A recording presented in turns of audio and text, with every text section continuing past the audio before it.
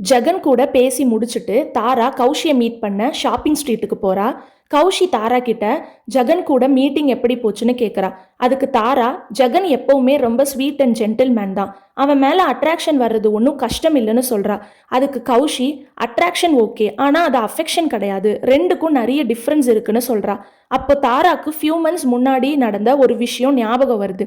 ஸ்டார்டிங்ல தாராக்கு நித்தினை ரொம்ப பிடிக்கும். ஆனா தாரா நினைச்சிட்டா நித்தினுக்கு கௌஷியை தான் பிடிக்கும்னு. அதனால அவ ஃபீலிங்ஸை நித்தின் கிட்ட சொல்லல. அப்புறம்தான் தெரிஞ்சது நித்தினுக்கு தாராவை தான் பிடிக்கும்னு. அப்போ தாரா வேற ஒரு ரிலேஷன்ஷிப்ல இருந்தா. அந்த டைம் உலகமே அவளை வச்சு விளையாடுற மாதிரி இருந்துச்சு. ஆனா இப்போ நித்தினை தேடவும் முடியாது, பழைய கதையை மாத்தவும் முடியாது. இதெல்லாம் தாரா யோசிச்சுட்டு இருக்கும்போது கௌஷி தாரா கிட்ட, என்ன தாரா யோசிச்சுட்டு இருக்க, நான் சொல்றத கொஞ்சம் கேளு. ஜெகன் மேல உனக்கு இருக்கிறது வெறும் க்ரஷ் தான். எப்பவாவது ஜெயினை நீ திரும்ப பார்த்துட்டீன்னா இந்த க்ரஷ் எல்லாம் காணாம போயிடும் அப்படின்னு அட்வைஸ் பண்றா. அதுக்கு தாரா ஒரு மாதிரி முழிக்கிறா.